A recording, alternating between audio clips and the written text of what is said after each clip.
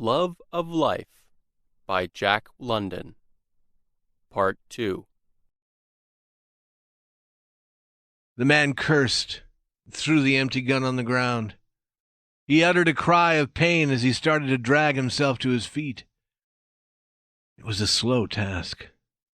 When he finally stood on his feet, he needed another minute or two to straighten himself, so that he could stand as a man should stand.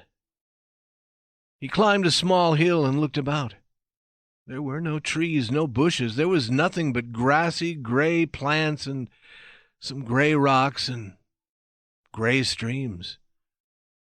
The sky was gray. There was no sun or promise of sun. He had no idea where north was, and he had forgotten how he had come to this spot the night before. But he was not lost, he knew that. Soon he would come to the land of the little sticks. He felt that it lay to the left somewhere, not far. Possibly it was over the next low hill. He returned to prepare his pack for traveling. He assured himself of the existence of his 3 separate portions of matches, although he did not stop to count them. But he did pause, trying to decide what to do about a bag made from moose skin. It was not large. It could be covered by his 2 hands. But he knew it weighed 15 pounds, as much as all the rest of the pack. This worried him. He finally set it to one side and proceeded to roll the pack. He paused again to gaze at the moose-skin bag.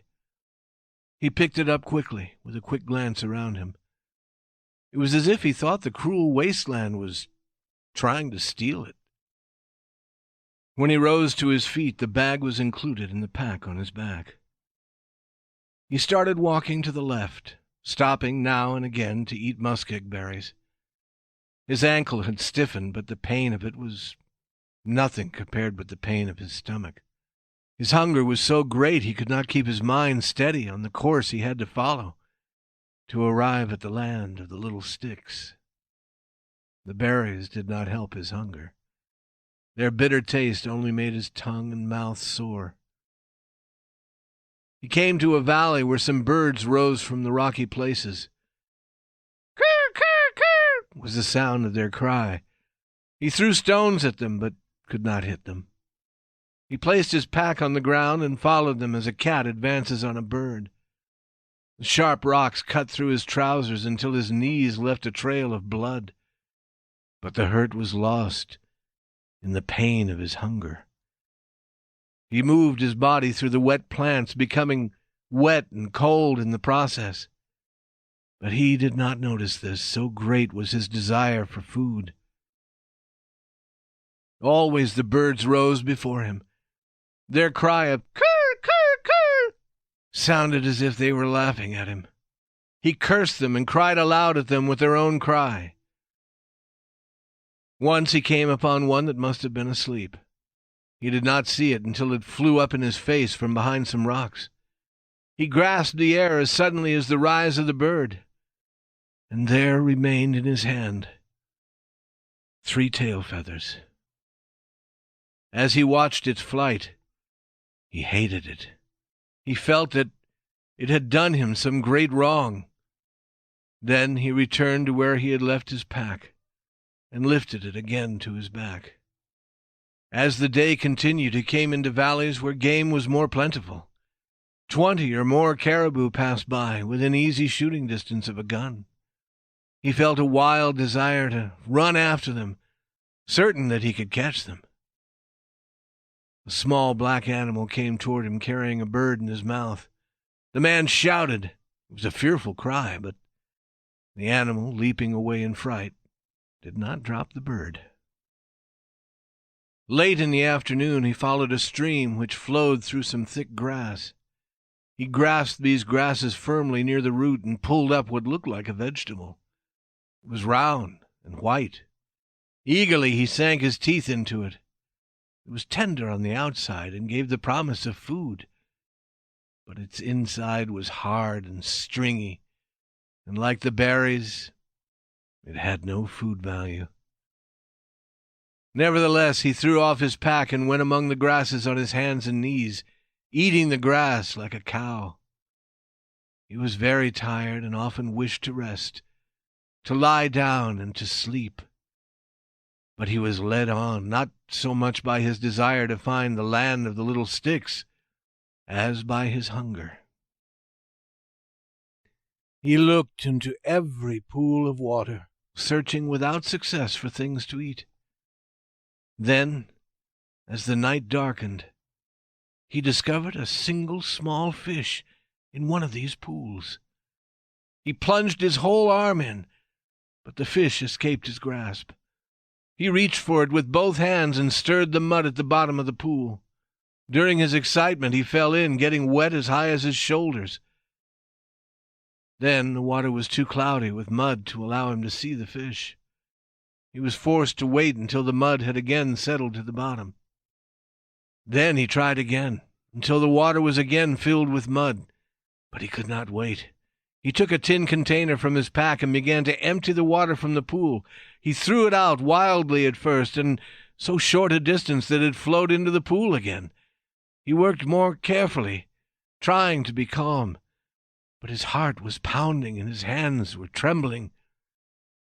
At the end of a half an hour, the pool was nearly dry. Not a cupful of water remained.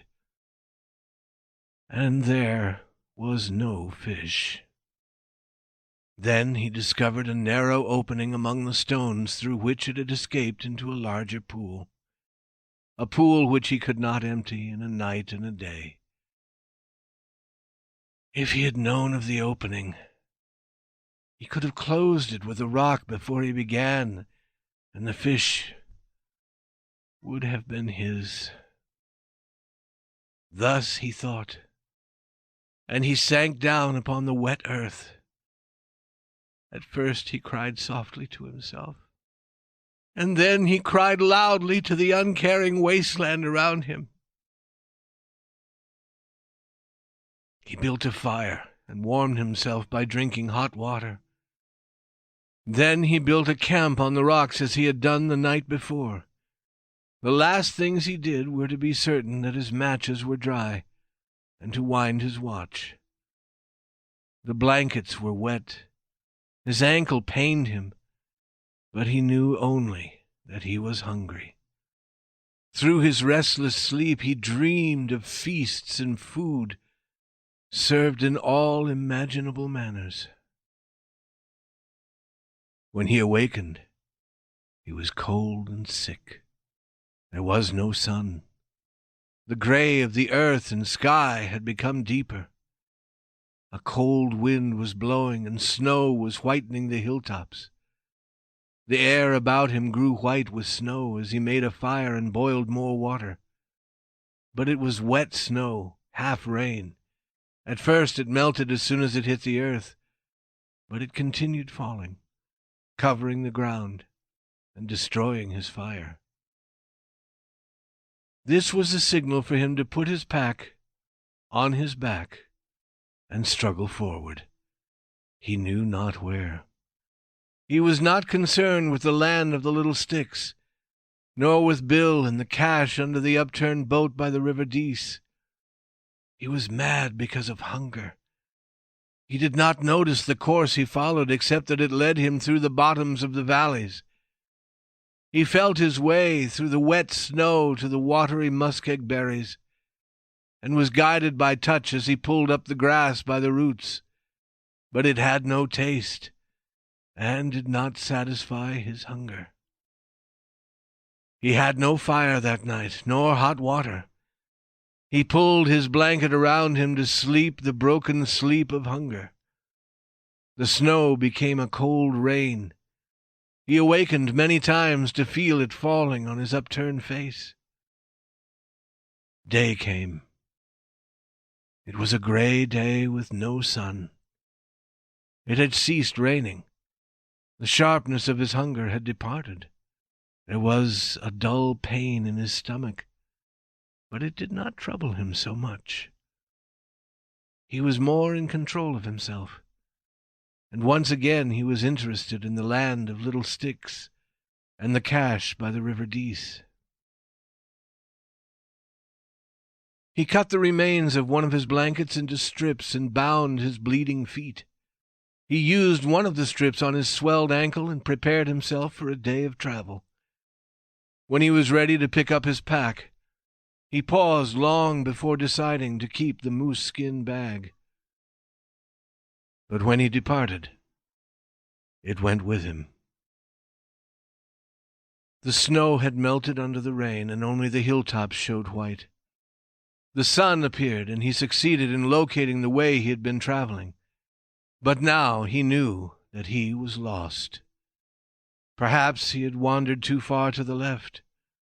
He now turned to the right to return to his true course. Although the hunger pains were not as great as they had been, he realized that he was weak. He was forced to pause for frequent rests. At those times, he ate the muskeg berries and grasses.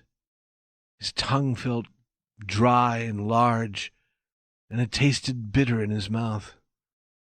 His heart troubled him very much. When he had traveled a few minutes, it would begin pounding. Then it would leap in a series of beats that made him feel faint. In the middle of the day, he found 2 small fish in a large pool. It was impossible to empty it. But he was calmer now, and he managed to catch them. They were no bigger than his little finger. But now he was not particularly hungry. The dull pain in his stomach had been growing duller. It almost seemed that his stomach was asleep. He ate the fish with great care. The eating was an act of pure reason. Although he had no desire to eat, he knew that he must eat to live. In the evening, he caught 3 more small fish, eating 2 and saving the 3rd for breakfast. The sun had dried the wet plants, and he was able to build a fire. He had not traveled more than 10 miles that day. The next day, traveling whenever his heart permitted, he went no more than 5 miles.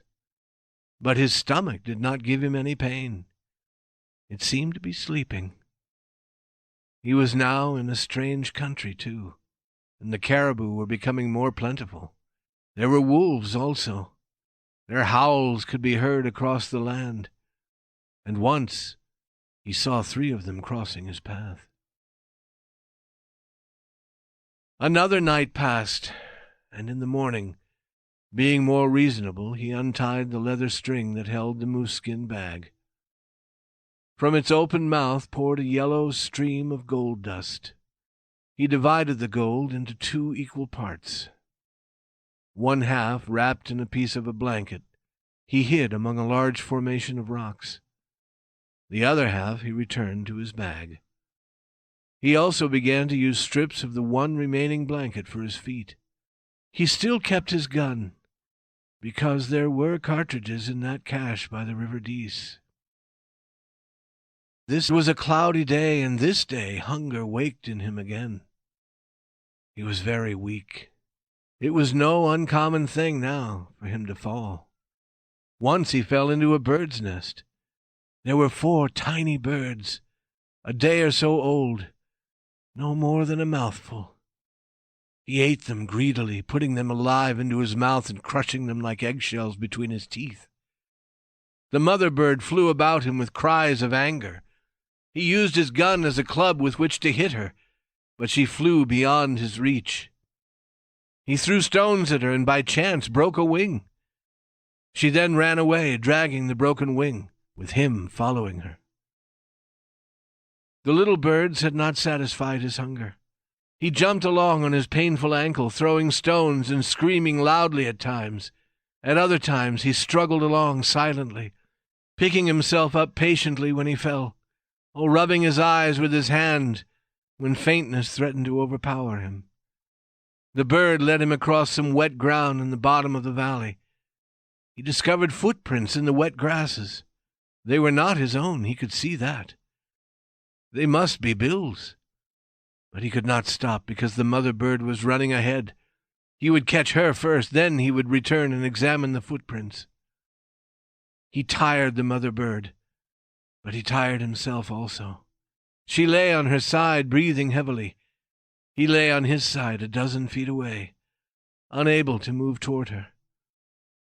And as he recovered, she recovered. She flew beyond reach as his hungry hands stretched out to catch her. The hunt started again. Night darkened, and she escaped. He fell because of weakness, cutting his face. He did not move for a long time. Then he rolled on his side. He wound his watch and lay there until morning. It was another gray day. Half of his last blanket had been used for foot wrappings. He failed to find Bill's trail again. It was not important. His hunger drove him on. He wondered if Bill too were lost. By the middle of the day, the weight of his pack became too great. Again he divided the gold, this time merely pouring half of it on the ground. In the afternoon he threw away the rest of it. There remained now only the half of the blanket, the tin container, and the gun. A hallucination began to trouble him. He felt certain that one cartridge remained. It was in his gun, and he had not seen it. However, he knew all the time that the gun was empty. But the hallucination continued. He fought it for hours. Then he opened his gun eagerly, only to find nothing inside. He struggled ahead for half an hour, when the hallucination arose again. Again he fought it, and still it continued. To give himself relief, he again opened the gun and found it empty. At times his mind wandered even further, but these moments away from reality were brief, because always the pains of hunger forced him to return. Once, as his mind was wandering, he was returned to reality by a sight that almost caused him to faint. Before him stood a horse. A horse! He could not believe his eyes. A thick cloud was in his eyes, flashing with points of light. He rubbed his eyes fiercely to clear his sight. Then he saw before him not a horse, but a great brown bear. The animal was studying him with curiosity.